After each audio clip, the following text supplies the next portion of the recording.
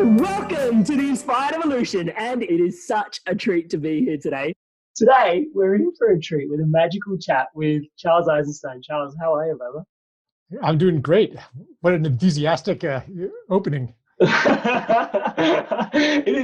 may have been a bit of a spanner, right? Because it's like, it's super chilled, welcome, how you going? And then it's like, all right, let's go. Bang! Yeah. Well, it's not an act entirely. You were super friendly before we started recording too. Yeah, Yeah. it definitely shifts it up a gear as well. So, Yeah. hey, for those tuning in to Charles for the first time, Charles Eisenstein, public speaker, gift economy advocate, and researching you in the background, this was something that I'm to be honest, humbly surprised that I've never really dived deeper into this before.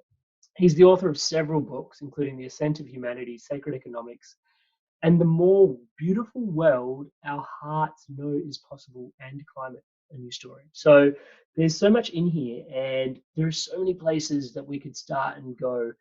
But one of the key questions I've got, which I'm just going to open with that, it's like, yeah, trying to be a better comedian, like finish with your punchy line. Uh, come out and give the last joke first. So I'm going to try and do that today, which is, hey Charles, a lot of you are humans, and trying to, like, how we live with the world and how we interact, and just being better humans fundamentally.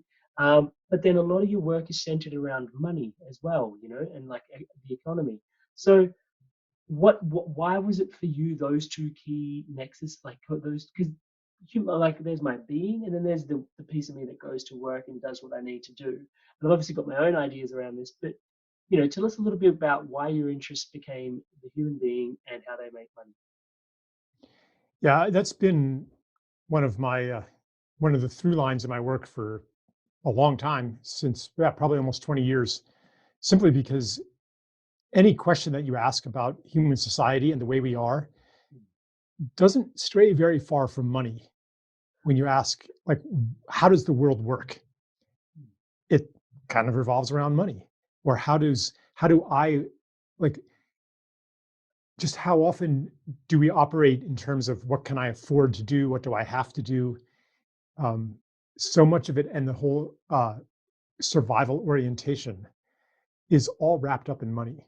So I thought that to understand, not only to understand society, but also to understand the human being and myself, I wanted to understand money better, especially because money, like, this whole divide between materiality and spirituality, is a big part of the problem. And Mm, if we want to unify those two, then money is maybe like the crux of this unification. Because if there's anything harder to bring into the sacred realm, it would be money. I So definitely feels like that with the collective yeah, way we approach it, right? Sorry, I interrupted. Please no, continue. that's fine. Yeah, let me just pick up where I was going with that. The material and Yeah. spirituality. So money so often seems to like pull me back into a person that I no longer want to be. And it Mm, seems to bring out my worst impulses. So I want to look at that because I want to become who I can be. I mean, this is what your show is about. mm. Is money, what role does money play in your evolution? What self do you inhabit? What story of the world do you inhabit when you're really immersed in the money world? I mean, it's all about maximizing self-interest. It's about security. It's about counting things. It's about cost benefit analyses, accounting. It's not, um, I mean, you can use money in an expansive, generous way, but the culture of money, and I would even say the design of money in our current system, pulls us back into the story of separation. Ah, So that was the unifying factor. I wrote a book called Sacred Economics that yeah. was mostly about the systemic level, actually, but also about the psychological level, because our psychology um, is it's not entirely dictated by this system that we're in, but it's heavily influenced by the Mm. system that we're in, and then the system in turn is built on the psychology. Yeah, it's like So, there's an ontology in there. yeah, like, it's a self-reinforcing pattern. And Mm. so how do we break out of that pattern? That's a great question. Can you help me answer that? I mean, anytime you ask, how do we do anything? It's always, well, what do you mean? Do you mean, how do I do it? You and me? Or how, like, the abstract we of society and the government should do this and people should do that? Hmm. Um, the most relevant, unless like we're a bunch of economics geeks, in which case we could have a different conversation, but Hmm. it often comes back to myself. And for example, how do I run a business? When I'm putting out uh, writing and whatever videos, things like that, podcasts, Hmm. um, that I'm not, I didn't sit down and say, okay, what's the best way to make money? I know I'll write some things. Like, my purpose is because I had something that was important for me to say. I had a service I wanted to offer to the world. You could say I had a gift. Hmm. So why would I want to limit the reception of that gift by putting it behind a paywall? Like, that is counter to my basic motivation.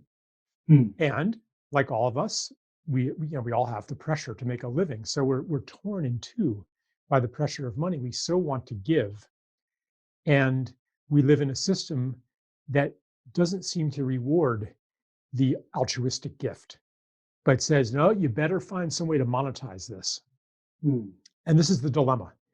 I don't I don't have an easy answer to the dilemma, but I'd like to recognize that dilemma, and then I can share how I've engaged that dilemma through gift economics. But Yeah. I'm not offering that as the answer either. Hmm.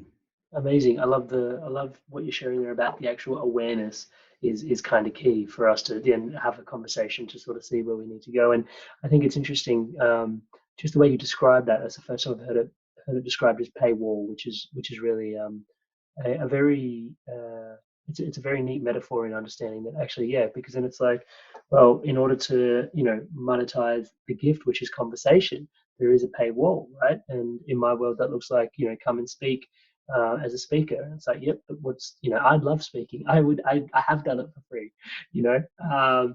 But then, it's like if the speaking engagement brings me $15,000, and that's great because that can now help me interface with all the other paywalls when I go to Safeway and all the Coles and all that to actually buy the goods that I need. They're all behind the paywall as well. So very interesting. I love that terminology that you've used. And so, when we come to the gift economy, then what does that? And I know you just prefacing that you said that this is a potential different direction rather than the solution per se. But what does the gift economy look like? Oh, I mean, it can look many different ways. It comes from a basic impulse or the basic understanding that I'm offering this as a gift. And if it's precious to me, then any amount that I charge is going to be too little because this is infinitely valuable. It's sacred. So I don't want to devalue it by putting a price on it. And any amount I charge is also too much because Yeah. I don't want it behind a paywall. I'm here on earth to give this. So what do you do when any price is too little and too much? You can't set a price. So I Yeah. thought, okay, I'll let the user determine the price. I do that for online courses, and that price could be zero. It could be anything you want. But I say, um, be guided by your feeling of what is right and good and fair and clear, the right gift that makes you feel good to give it. Mm. And it could be zero. And so now it takes the pressure off me to provide value, and it allows generosity to come in, and it allows me to be funded without having to compel people and be like, nah, nah, nah, I'm not going to give it to you unless you give me something. That's not the kind of energy I want. I Yeah. want it to Right. be open and flowing. And so that's one way to do it. And it works really well with digital products because Mm. it actually doesn't cost me anything or not very much to for someone to download another copy. Mm. If you're Yeah. talking about material things, that's a little different. If I'm talking about being a public speaker and I have to travel and stuff like that, then um, I might. I mean, I often actually use a gift model for that too. Mm. But if it's like a more mainstream conference or something like that, and they pay their speakers, I'm happy to um, honor and value my work by receiving an honorarium that's comparable to the other top-notch speakers. Mm. So yeah, it's not, I'm not a gift economy Nazi, you know. We are in an in-between time right now Yeah. where the old ways don't work for a lot of people. Like it doesn't feel good to festoon your site with advertising or Mm. to hold things behind a paywall. It doesn't feel good, and maybe it doesn't even work that well. Mm. But there isn't really a roadmap for doing this in a way that resonates with who we want to be in the world. So Mm. we have to explore and share with each other how we're doing it and be generous with our judgments of those who are trying these experiments. Mm. Yeah, it's really potent the way you're sharing what you're sharing, because oftentimes yeah, I'm just reflecting back on my own experience and the few times that I got a sponsor for the podcast. Let's just give that as an example for advertising. I absolutely believed in what they were doing, so that was critical for me. It was like it was life cycle mushrooms. They have these amazing tinctures full of reishi, chaga, all these really great Chinese Was it herbs. was that a paid product placement just now? No, it actually isn't. It actually isn't. It would have been. It would have been 12 months ago, but no, it's not. And that was only. It only lasted about 3 or 4 episodes, right? And the reason that is the case is what I was getting to, is I just didn't like the energy of like people tuning into a conversation between Charles and Amrit, and then feeling like somehow Amrit had his interest in putting his hand in your pocket while you're just listening to a chat, right? Now, was it the best business move? No, it wasn't. It was like there's plenty of opportunity for everyone that's tuning in for me to go, hey, like this is really good for you, and by the way, check this out. And I kind of just on my intuition, and this is kind of you were talking about energy and what resonates, and this is really really cool space at the moment because it just didn't feel right. I couldn't articulate to people why it didn't feel right. Um, the people that we were advertising for were great, and the work we're doing is great, and is there an alignment? Absolutely, but it just didn't feel right for me. And then I went on this journey and continued podcasting just without any sponsor or anything. And then it got to about 12 months in, and I was listening to one of the people that I respect a lot in society, and I'm obviously not going to name the names here. And I was listening to their podcast. They developed a podcast, and me and my wife were listening to it, and an ad came on midway through the podcast, and she was like, oh my God, I hate that. And I was just like, wait, what happened? And she's like, I absolutely hate that. And I was like, wow, I'm like, this is like coming full circle for me. I need you to explain what just happened because I had the energy intention of like, I don't like it and I'm not going to do it. But why? Like, can you explain to me a little bit better? And she's like, because all of a sudden I was listening to one thing and then just something that is completely, and it completely took away from the energy of that person's integrity because now it's, they're talking about something that has nothing to do in alignment with the values of what they were previously talking about. And it was a real mess. And it was really interesting just to get that feedback. And I think we don't stop to have the conversation that you and I are necessarily having in this space, which is, hey, like the energy around how you're showing up and transacting with the world has this, latent cord back to money on it. Yeah, I mean, and it's kind of inauthentic, and it taps in the signal it sends out is, in the end, this is just about the money. Mm. And imagine if we were having a conversation, and in the middle of the conversation, I'm like, "Hey, Amrit, I'm going to tie my Nike sneakers. Just do it." Like, you would feel Dude. you'd feel disrespected. Yeah. Like, am I a conversation partner or am I a mark? Am I a chump? And people in this society, in any monetized society, really, most people, including myself, get jaded and inured to someone's always trying to take advantage of me. Mm. This is not our imaginations. It's called business. Not that everybody does business this way, but Mm. someone is, very often trying to take advantage of you. So we get like really cynical and we start to live in a world where the truth is everybody's trying to take advantage of everybody else.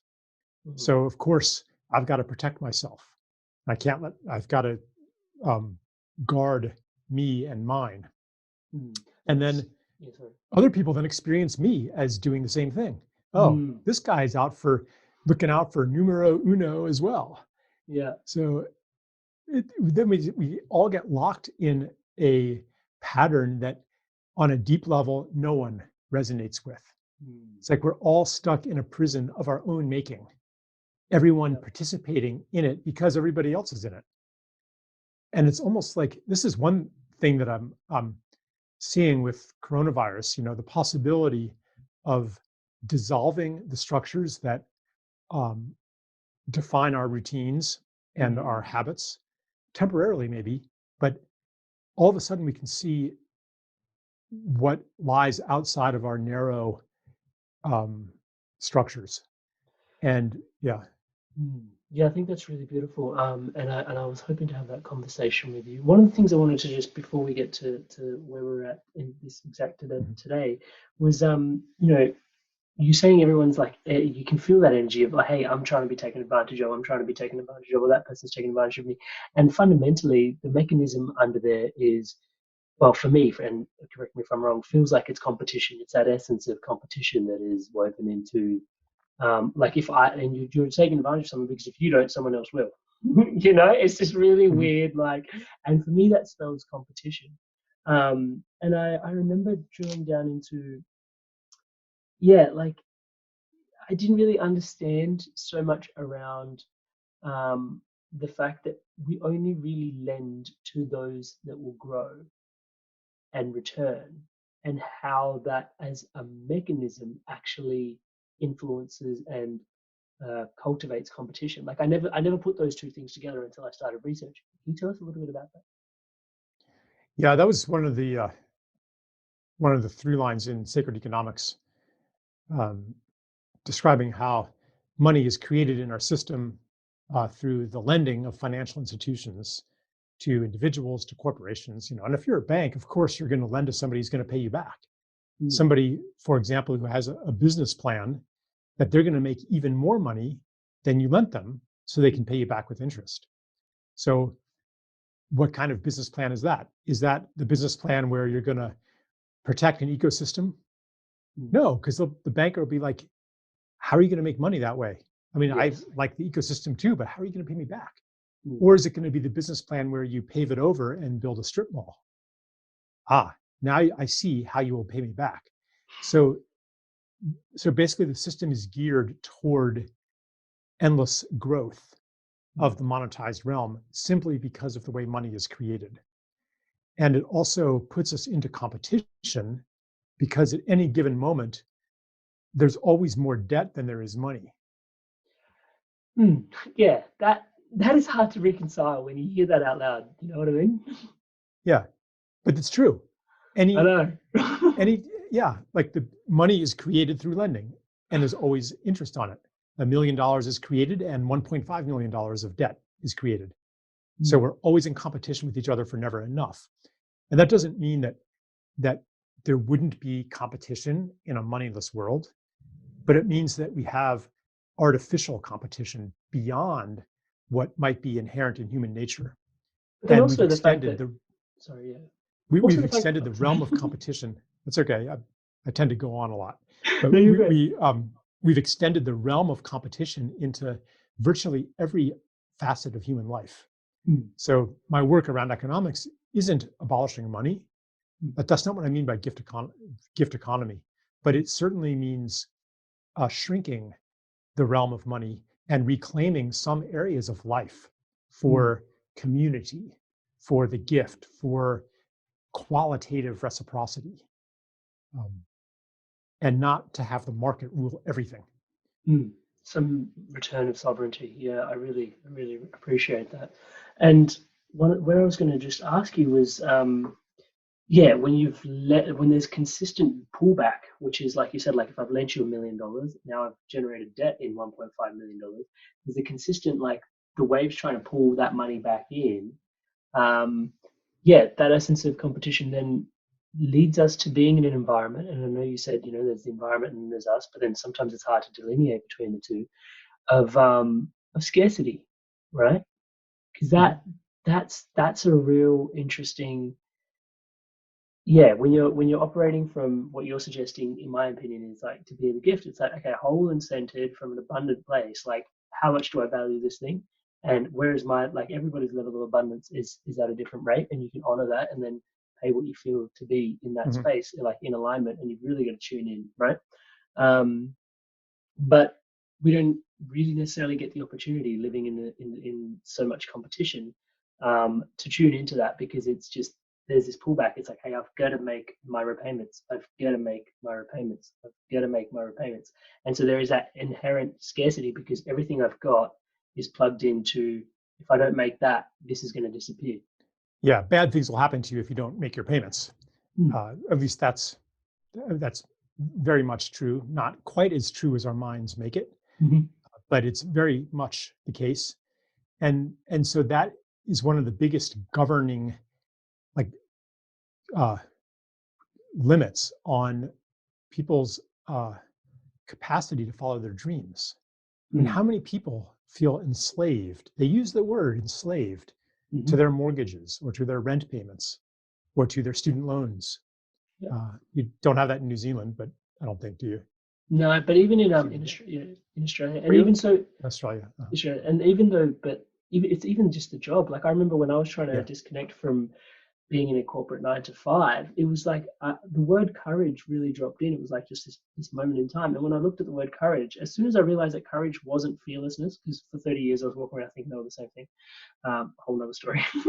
But when I dropped into that, I was like, oh, courage. And I was like, and as soon as that precipitated, courage is actually having fear and moving towards it anyway. I realized what my biggest fear was, which was, holy shit, like everything guiding me in this financial structure of like, yep, weekly paycheck and white picket fence and retirement, live life free. I was like, stepping outside of this is actually what is one of my biggest fears, because everything is just so well ordained and organized that what happens if I Mhm. don't honor that kind of energy?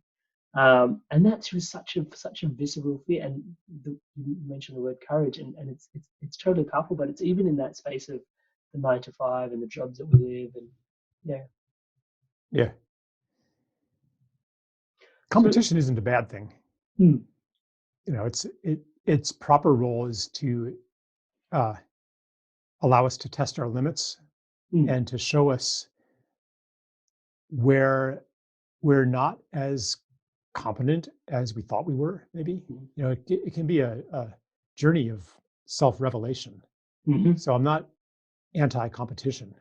It's just that it's pervaded realms of human interaction that it should not be competitive. yeah, Yeah. I love that. And so, because yeah, the healthiest place for competition being obviously competition with oneself, and then learning to collaborate with others through that increased ability that you develop through your self competition and that self realization journey that you go on. Hmm. I wouldn't say that. I wouldn't say it's about competition with oneself. I mean, I think that No? that I don't know. Like I was an athlete in college. I learned a lot about myself through competition, but it was Yeah. in a contained arena. Uh-huh. Where, yeah. Ultimately, I mean, ultimately, this gets down to basic philosophy. I would even Mm, call it the basic mythology of civilization. sure. The question: Who am I? Who Uh-huh. are we? Yeah. And if we trust the narrative that um, modernity is built on, that says that we are separate individuals Mm, in a world of other, then competition is, of course, natural. Because if I'm separate from you, then more for me is less for you.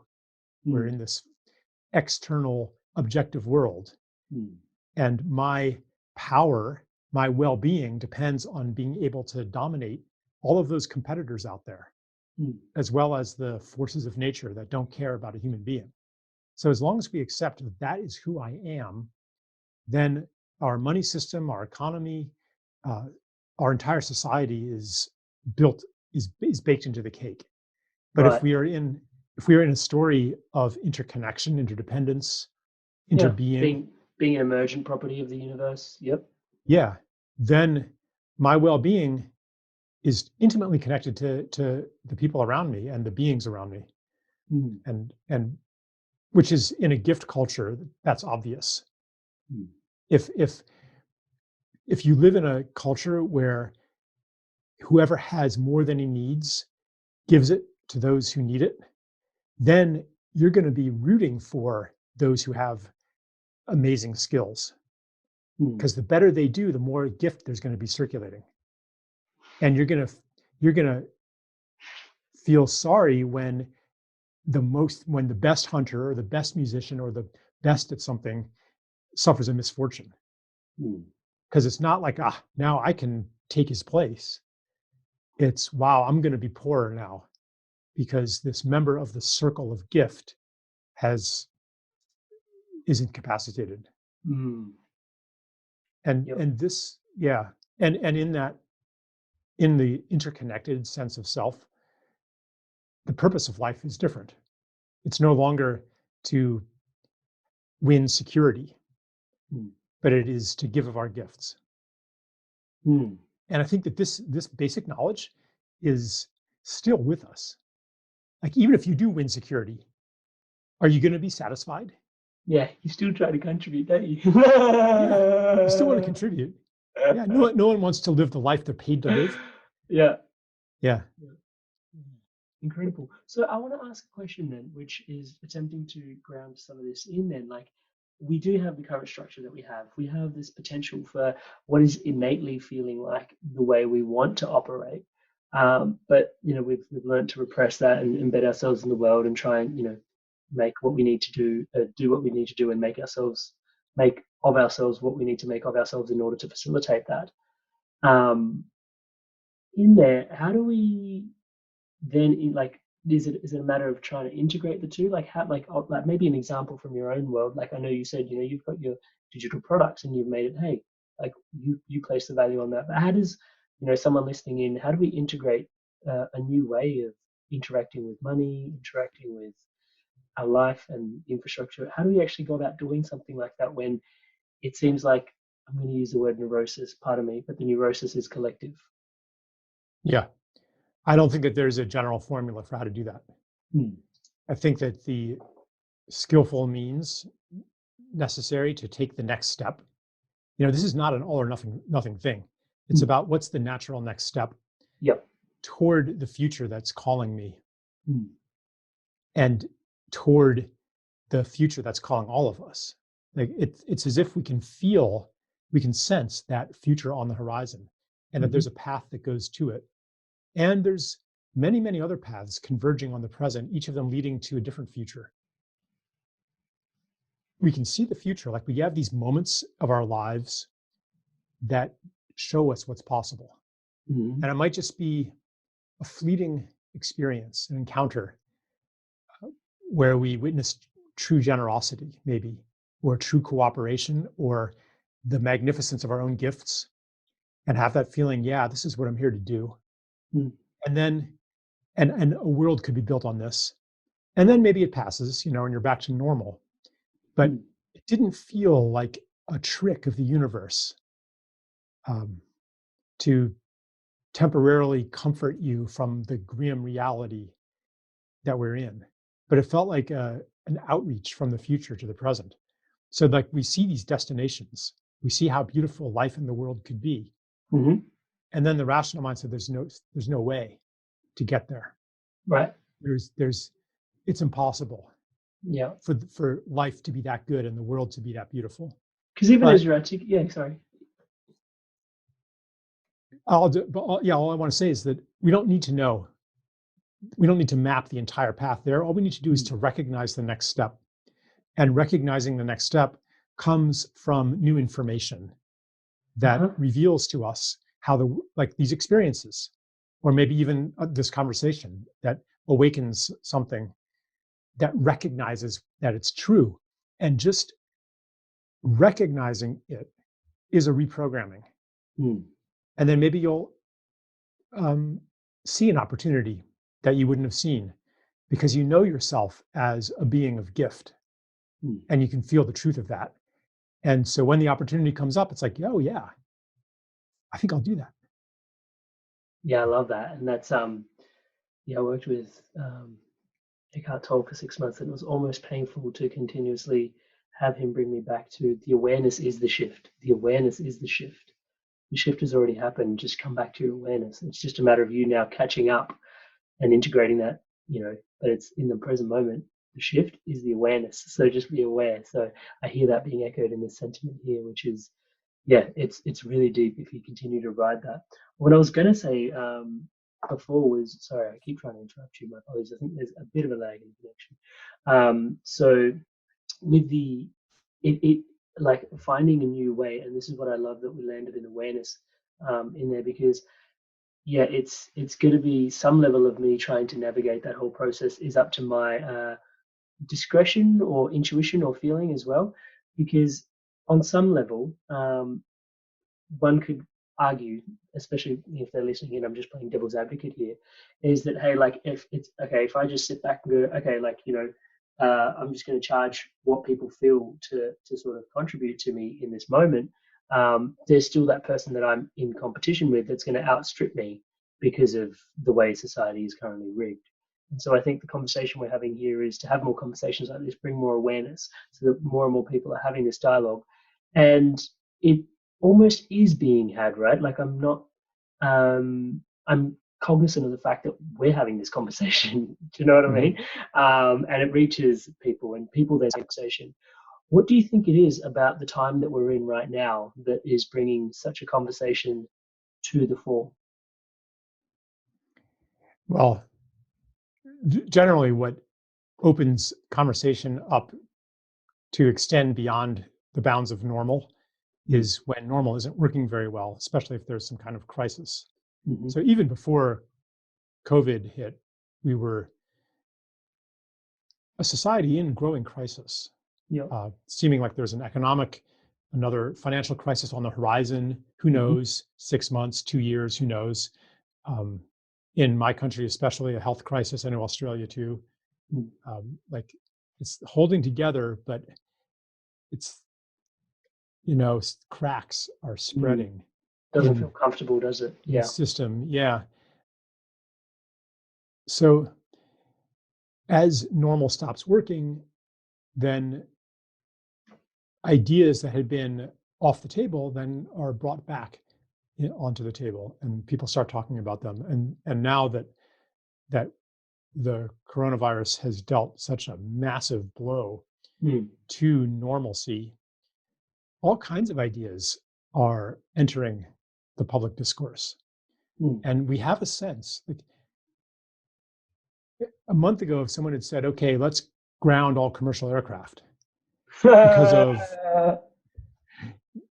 of climate change or something, people would have said, that is impossible. That is preposterous. But it happened. Yeah. This is, it's demonstrating what humanity can do when we're united in common cause. We have unity and coherence. We can do anything. None of the world's problems are technically difficult to solve. The difficulty is purely political. It's because it's a crisis in human agreement. That's the crisis. And the political polarization that we're seeing, the disconnect between people of different viewpoints, the conflicting narratives, all that, these are all facets of the breakdown of our story, the crisis in communication, the crisis in agreement. If we can heal that, then anything is possible. And one good thing that I'm seeing coming out of the epidemic is more unity. Like, yeah, there's a lot of polarized positions out there. Some people think it's a conspiracy, checking all the boxes on the totalitarian wish list and so on. And I'm not like discounting that. I mean, there's a lot of people hating each other going on, but I'm also seeing so much compassion and solidarity and this general feeling like, wow, we're all in this together. And that is itself an awakening that doesn't depend on which side is right. Like, we are, in a sense, all in this together, all focused on the same thing. That when has that happened before? So unprecedented. Yeah. Yeah. So it does give us a precedent. uh, because what else can we do that we thought was impossible? Phenomenal change is possible with Yep. our agreement. So I think it's an initiation, actually. Wow, what a powerful word.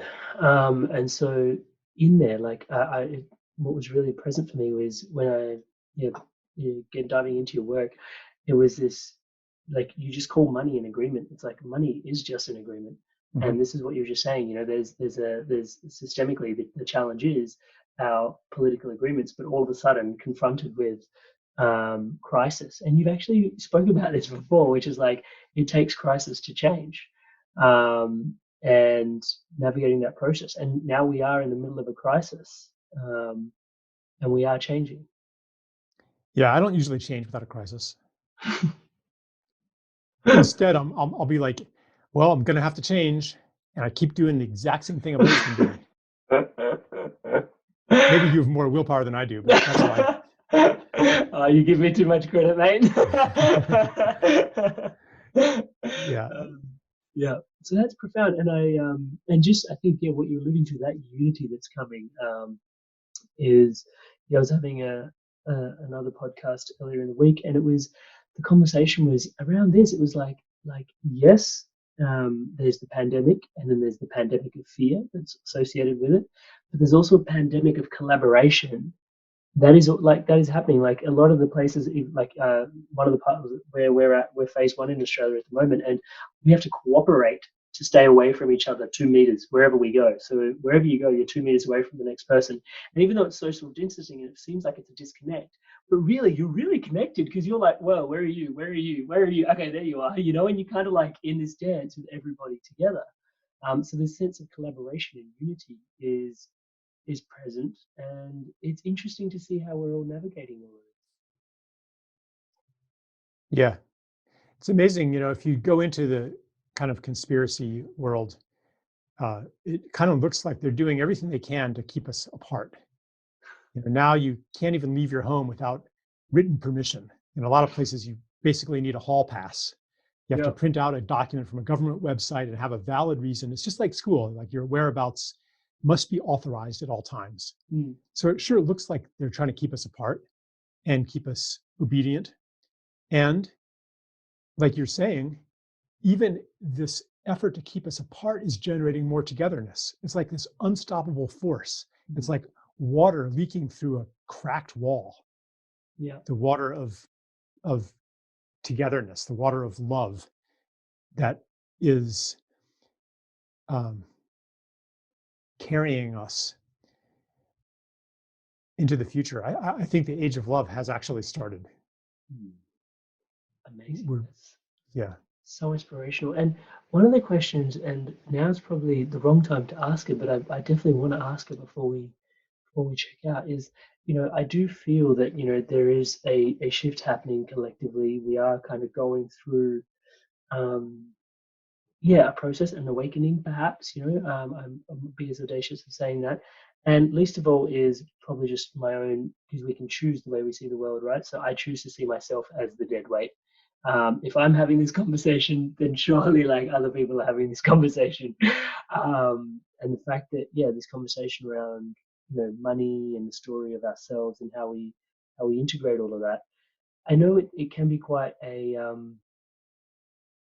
I guess polarizing topic amongst people in terms of what is the function of money, how we operate, how we relate to it, what is it good for, what is it used for, what's its best use, and one of the pieces that I found really intriguing of your work was discussing the human tendency to be more polarized. Like we see more polarization amongst people that we're closer to than we do than people that are further away. I think the example you gave, and by no means is this like the hottest topic, just a really obvious one was between people that are like say vegan and paleo, right? And you mentioned that they both care about the environment, like they both care about the environment is one of their values. Yeah, they Um, both want to end industrial agriculture. yeah, Right. but then they have this challenge. Can you tell us more about that? Like as opposed to Yeah. them interfacing with what the real challenge is. Why, like, what's going on in there? Why are we not banding together to form these greater levels of agreement, which, as we can see, do exist? Planes can be grounded, but in the meantime, it seems like we're factioning against everybody that's trying to come up with a solution. Hmm. Other solutions are rubbing against each other rather than the actual problem Yeah. at times. So I think that deep at the root of the crisis of civilization is a crisis of belonging, Mm. where because of the dissolving of community and the sundering of connections to nature, people do not know who they are. Our identity is built from our relationships because we're not Mm. separate selves. Right. And it used to be a few generations ago that in most places on earth, you would know every single person that you saw. You would know their whole Truly. story. You would know their whole family story back Mm-hmm. generations.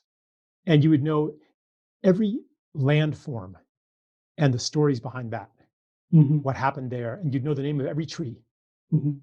and every plant and what those plants are useful for and the habits of all the birds. Like you were connected. You were at home. Mm-hmm. Um, the modern economy and I mean actually science with its labeling and categorizing of everything, modern technology, it's in all of these have pushed us apart in various ways, replaced our dependencies on each other with dependencies on vast impersonal processes, Mm. and destroyed the stories that told us who we are and why Yeah. we're here. Mm-hmm. So without all of those relationships and without those stories, we have a hunger to belong, a hunger to feel at home, a hunger for identity. One way to source that is through identification with an in-group, identification with an idea, a way that you can know yourself as good and right because I have the right ideas, I have the right opinions. Therefore, if somebody attacks you for your veganism or your paleo or any of your dearly held beliefs, it feels like a personal attack, even if they're just Mm. attacking the idea, Yep. because it is actually a threat to your identity. Your identity is being right, as being good, as belonging.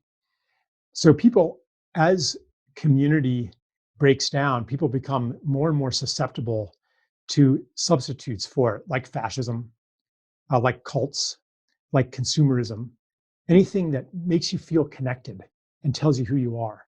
So this problem of polarization is very deep.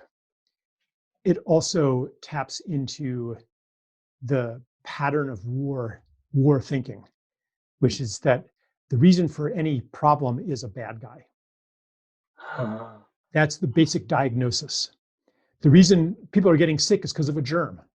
Right. Well, why is it that almost everyone who dies from it has comorbid conditions, has like other serious pathologies? Mm. Are they dying really because of COVID, of the virus? Or is the virus just happen to be the proximate cause of their death, Mm. but it's actually showing us how sick we are? Right. Or is crime caused by criminals and we can solve it by locking them up? Mm. Or should we actually look at why there are so many criminals? Or, is terrorism caused by terrorists and we solve it by bombing them? Mm. If we think that, I mean, this is in the movies, the problem is always a bad guy. Mm-hmm. Uh, Thanos, like if it weren't for Thanos, then everything would be fine, basically. And when you kill him, then everything is fine. Mm. That's the plot. And in the most recent movie, after he was killed the last time, Mm. they had to like basically resuscitate him in order to have a plot. And if you remember that film, what was it? Avengers Endgame, is it called? Yep. Yep. Like at the beginning of the movie, they kill Thanos, right? Yep. And then what happens to them? They like Thor sitting around getting drunk, like Iron Man becomes a suburban dad. No one knows what to do with themselves until there's a bad guy again.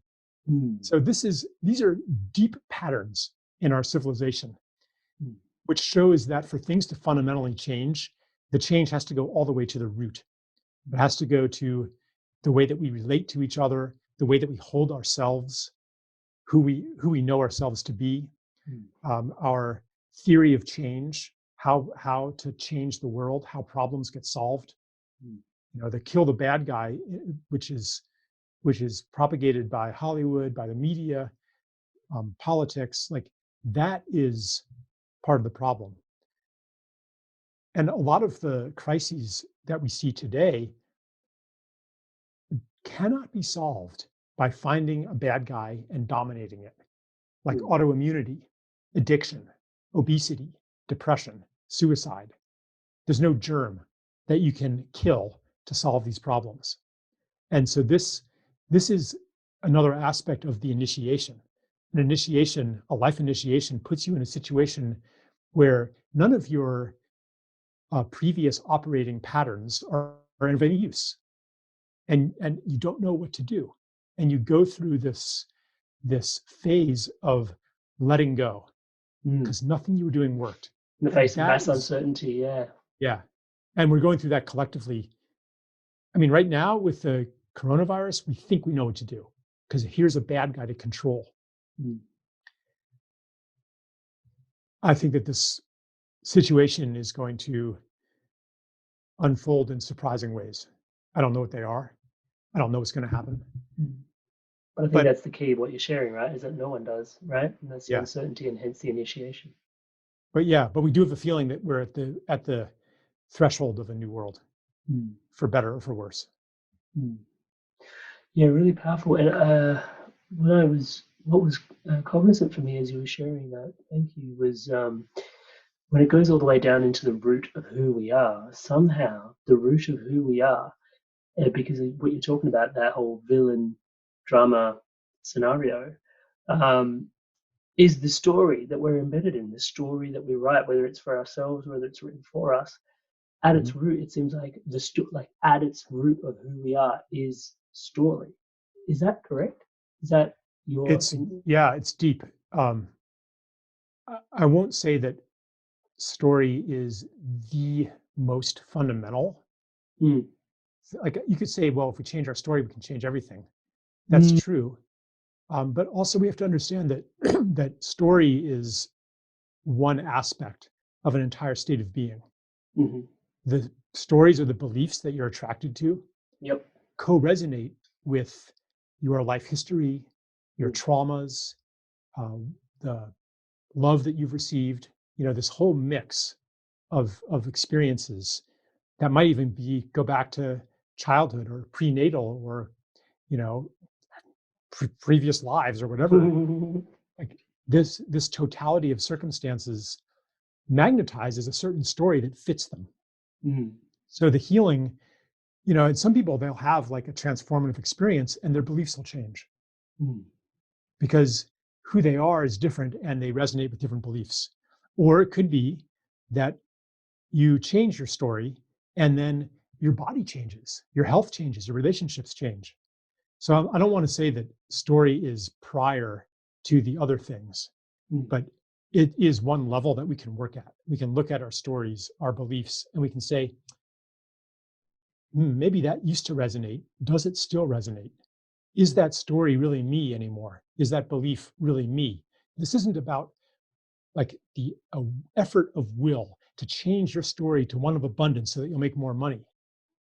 It's to look at the story of scarcity. Look at where it hurts. What wounds that it might resonate with.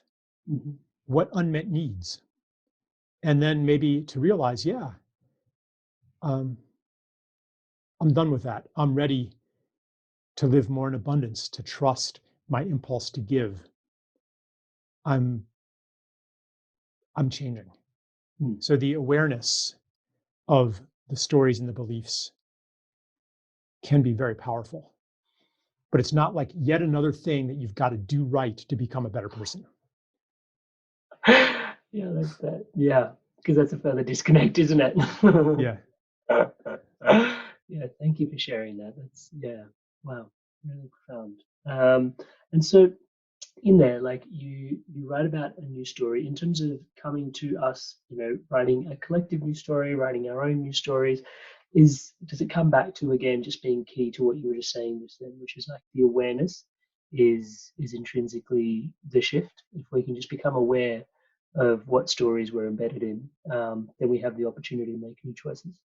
Awareness is a step. It's Mm. not, I wouldn't say that you become aware and then do nothing. It's Mm. that a lot of doing comes from the awareness. Right. Yeah. And it's really not so much that we're writing the new story, it's that we're receiving the new story. Mm. It's already there. And we can tap into it and recognize it and take it in and watch how it transforms us and prepare to act from it. So it's not about, yeah, it's not just like awareness as separate from action.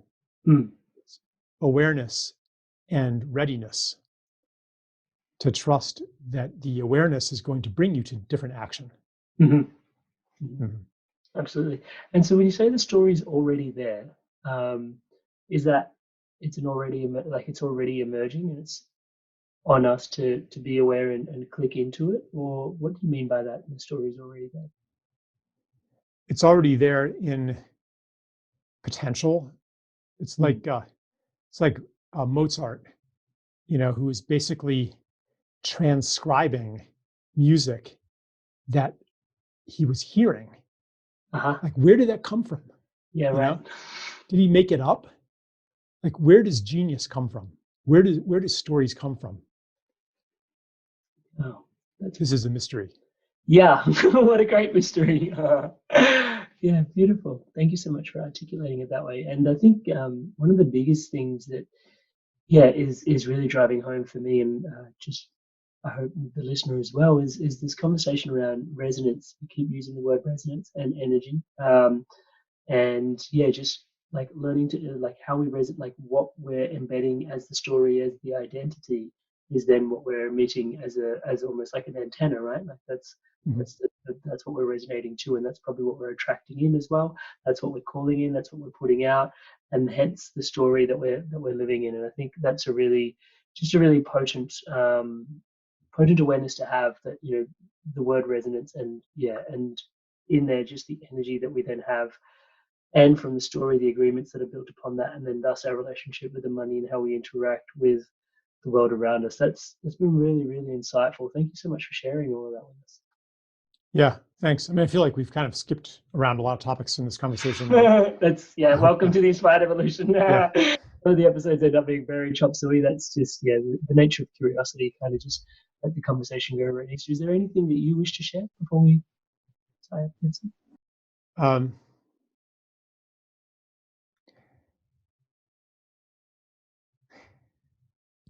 yeah. I just want to express my appreciation for your good humor, and friendliness, and like that transmits some kind of information also, that there's a truth in there. When somebody is joyful, not because they're trying to be, but because they're recognizing something about life. And I really appreciate that about you. And I'm going to be taking that with me after our talk. Oh, touch wood, Charles. Thank you for your blessings. That's super sweet. Thank you so much. I really want to take this moment and opportunity to thank you for your kind reflection. Really means a lot. Really, really means a lot. Touch wood. And thank you so much for your time and energy here today. Just for showing up and yeah, being so graceful. And it's not lost on me just the way it was. So like a lot of these things are quite nebulous, and there's things that are not just nebulous, but also things that we avoid looking at. And I really respect and appreciate the way that you've pulled them together and actually looked at them, but then also looked at them together. That takes definitely an element of courage, and I really respect that. So thank you so much for today and all the work that went Mm. into us having this informed conversation today.